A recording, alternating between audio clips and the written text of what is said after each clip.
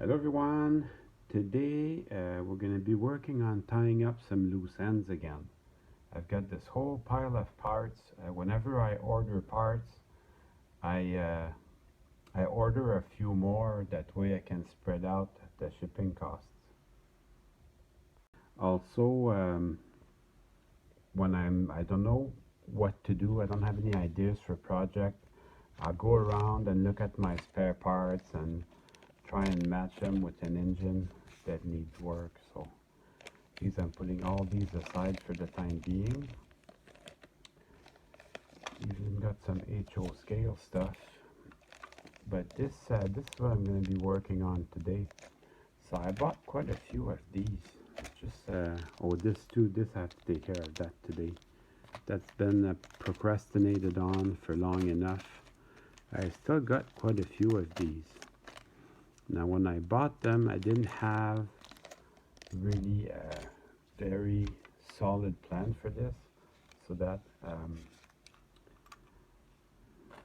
gonna go. I have some F9, F7 number boards, and then what's this? Some more horns, some F7 horns, so that when you need them, you need them. So those are gonna go on the back burner again, but these will be taken care of today. Especially I'm going to start with the wheels here. I have a very big Kato Broadway Limited 14 car set, and the wheels got corroded somehow. I don't know what happened. It was caught in a storm surge, or it got river flooded or something, but the wheels are slightly corroded. And I think I might remove the truck from the car altogether. That might be the way to do it. So they have little pins on the side that hold the truck to the car. Have to pry them out just a little bit. Yeah, when I film I can't see too well, so sometimes I'll have to stop the video and just take a better look. So they got corroded somehow, but I got a pretty good deal on this set, and it works pretty well. Most of it's plastic, so that survived whatever it was, salt water or just river water. So yeah, these got corroded somehow, and I'm not throwing them out, though I have a plan for them, but I think they're hindering me in getting the perfect lighting for my Broadway Limited train. I'm not throwing them out, though. I've got a special plan for them, so make sure you stay tuned till the end of the video so you can see what we're going to do. Well, of course, anytime you get metal wheels, they're always going to be cool and useful for something. These, at the time I got them, I think they were new old stock. They were very reasonably priced. I got them from Japan, so that was a super good deal. And my contact strips, I'm taking my time to make sure that I got them cleaned, but I should be able to see everything much. I have lighting kits in these, and so I should be able to stop that flickering with that. I don't know how you guys feel about Kato, but for me they're my pride and joy. Just very low rolling resistance, so you can pull long trains. I mean, even the coolest Kato engine, let's say a E8, I have two E8s pulling this sometimes. They can pull this no problem. These are meant to be easy to put back together for the people at the factory.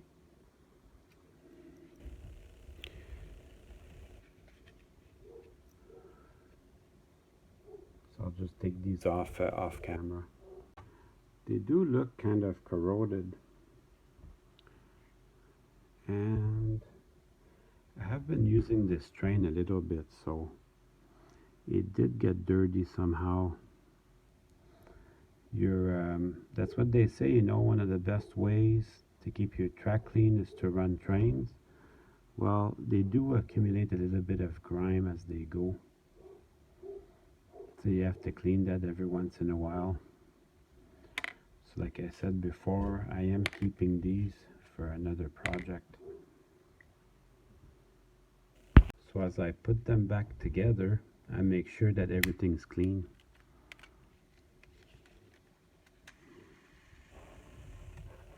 Perfect. So I've got 13 more to go. This one's part of the 4-car expansion set. You can tell the screw here was oxidated.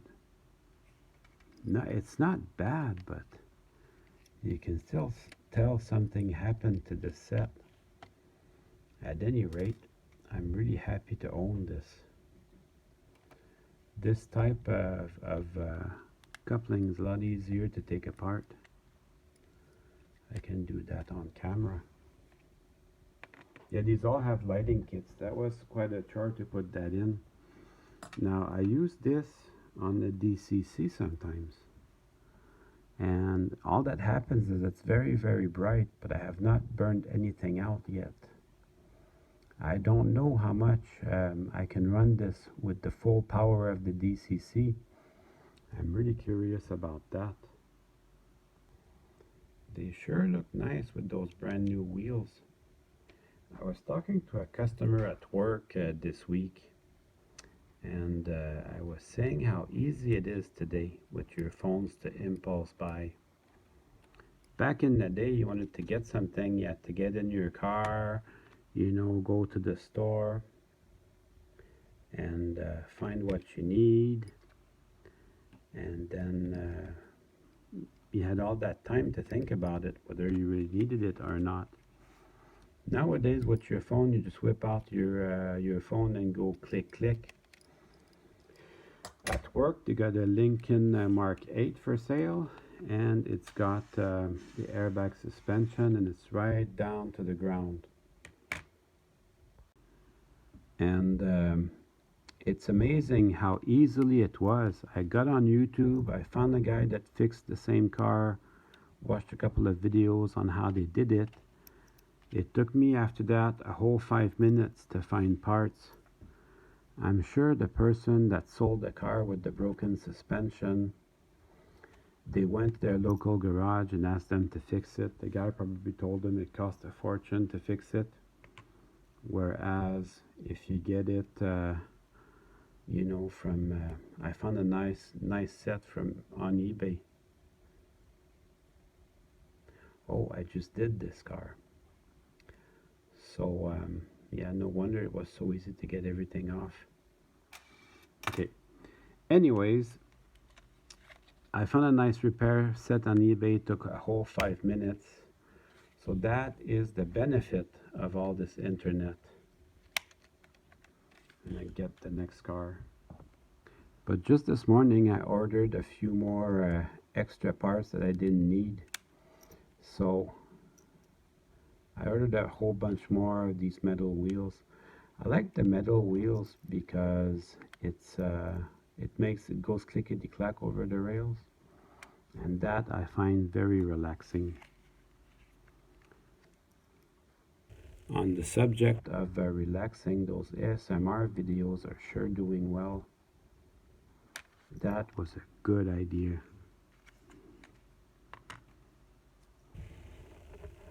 Yeah, so the advantage is you get anything you want.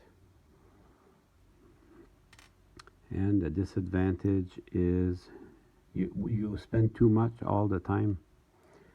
So I don't know. Do you guys regret some of your impulse buys? And that's the trouble, you know. Most of the stuff I get, I really like it. So I never return any of that stuff. Oh, look at this one. It's pretty dirty. So I guess that would explain the flickering lights. Yeah, that's nasty.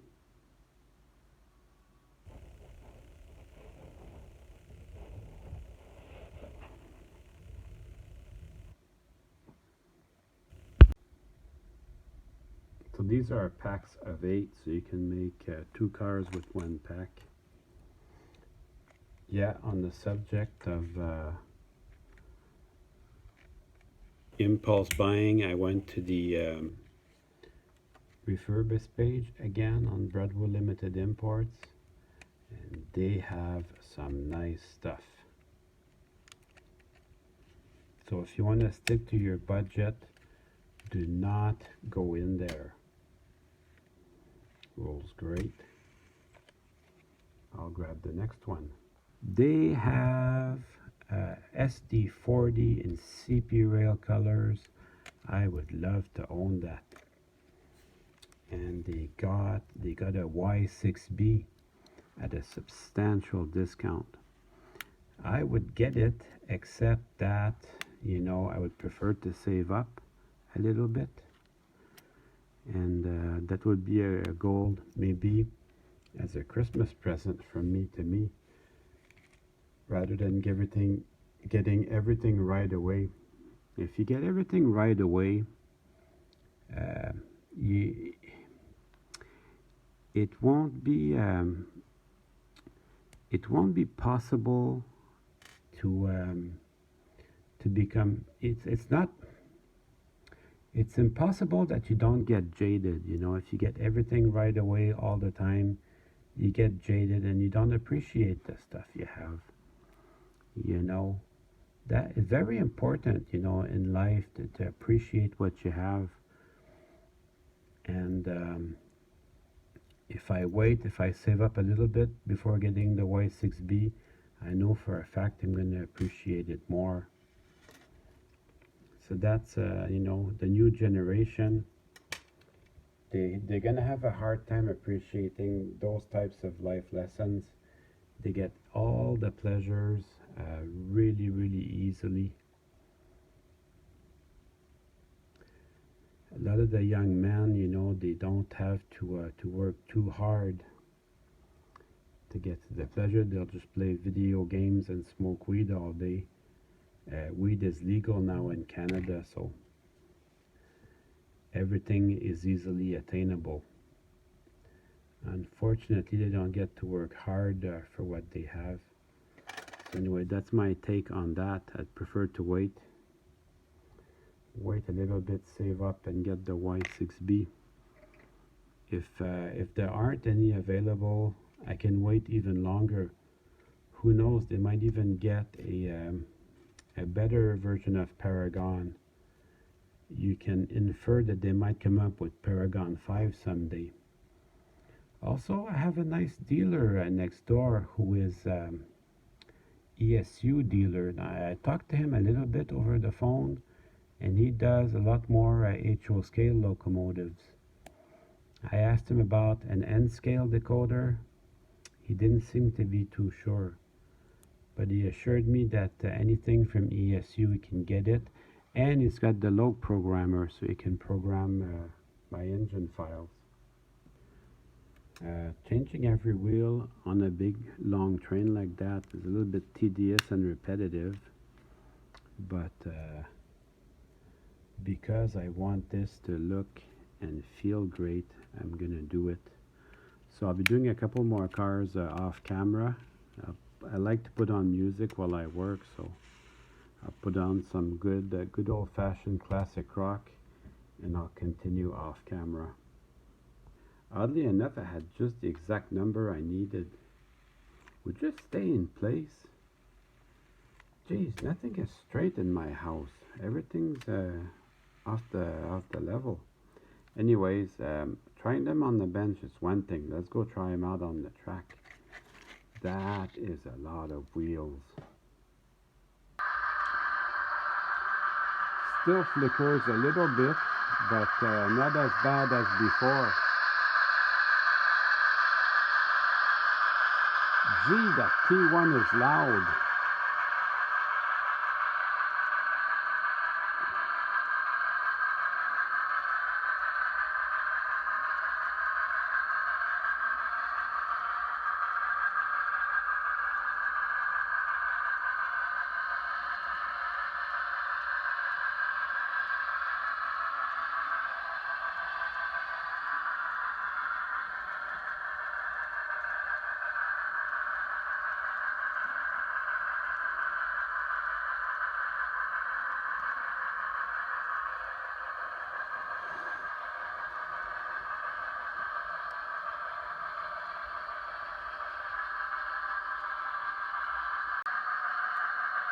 At night, it's really amazing.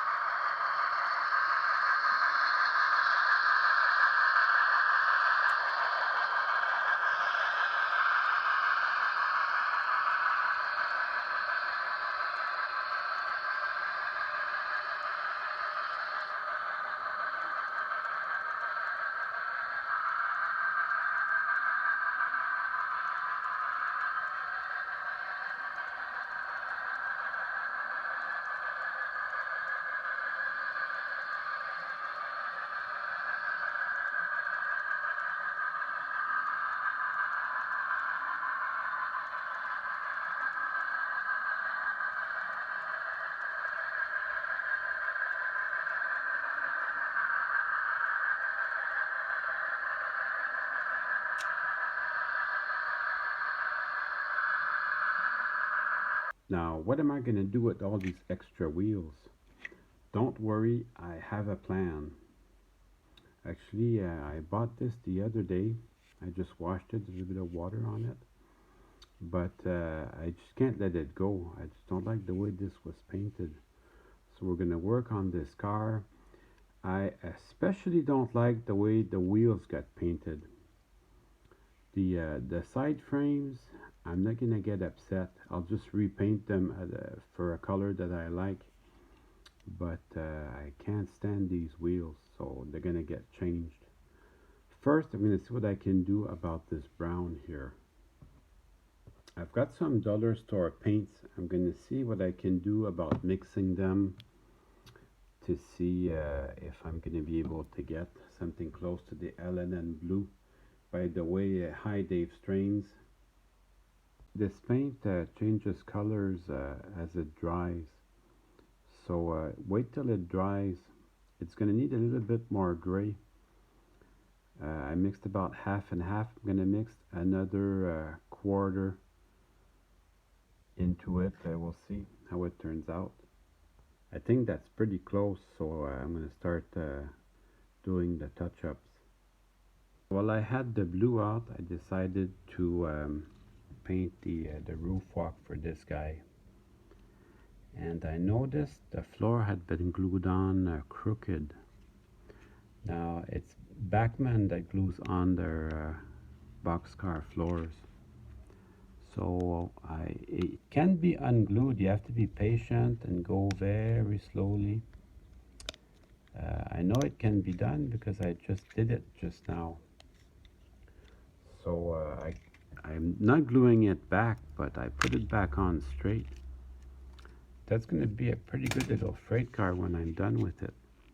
Although Microtrans is not going out of business anytime soon.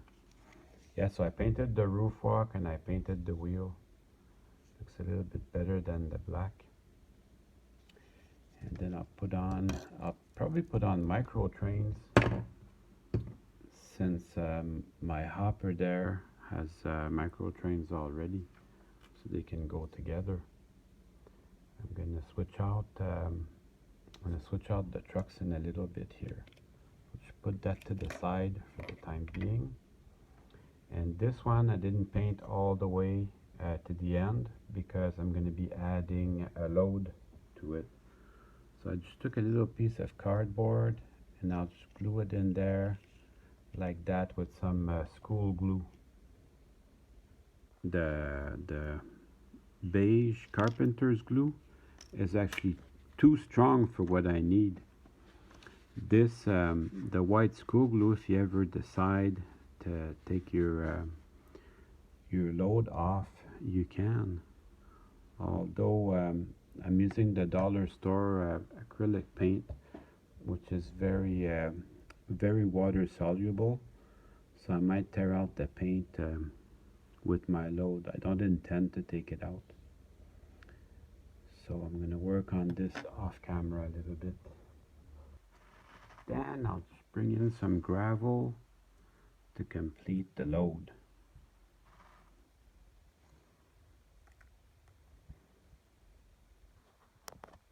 Now this is where the wheels come in. For the side frames and the coupler, I'm gonna paint them oxide red or brown. But the wheels, if I paint them brown on the inside and then black like that on the outside, it just doesn't feel right. So what I'm gonna do is I'm gonna use these wheels, which are shiny on the outside, and paint the middle section brown. Now when you do that, you have to be extra careful not to put any paint on the axle. And also, I've tried this before in the past, and the Kado wheels, they're just a little bit tight in the Microtrain's side frames. We'll just test them out just to be sure. But the last time I did that, they were a little bit tight.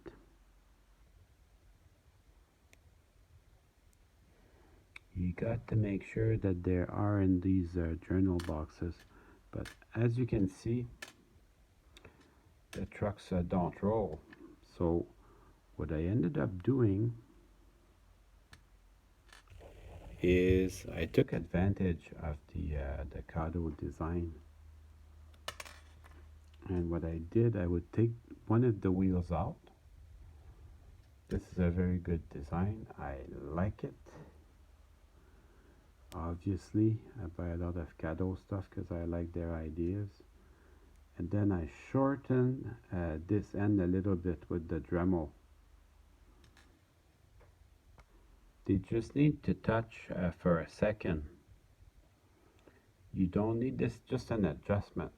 So for whatever case, if you make it too short, you can still hang the wheel out a little bit. But I think if I let it go all the way in, it's gonna be good.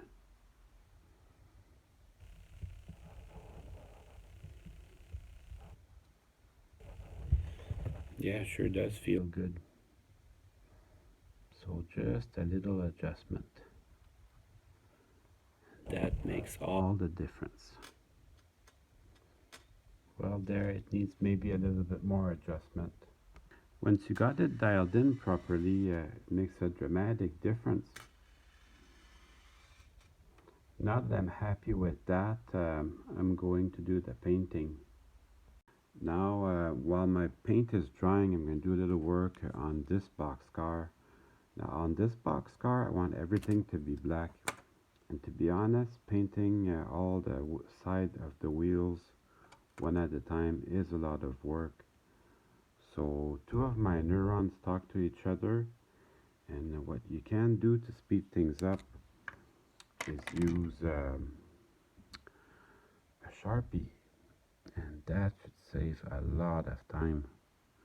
If you find that it's too pale after one shot, you can also redo it.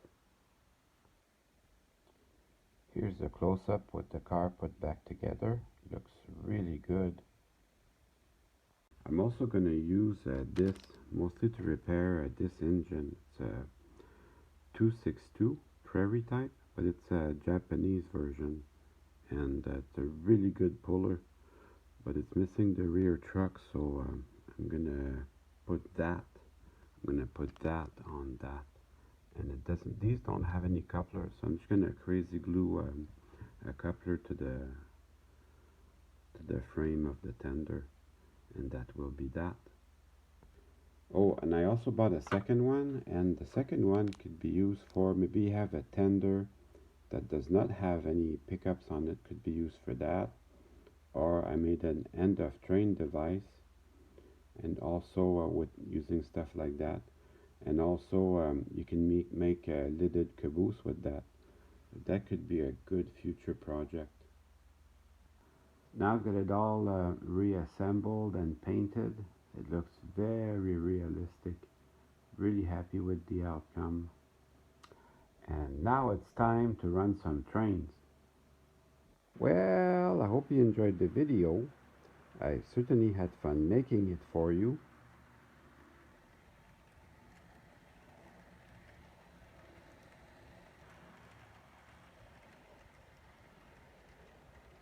See you soon.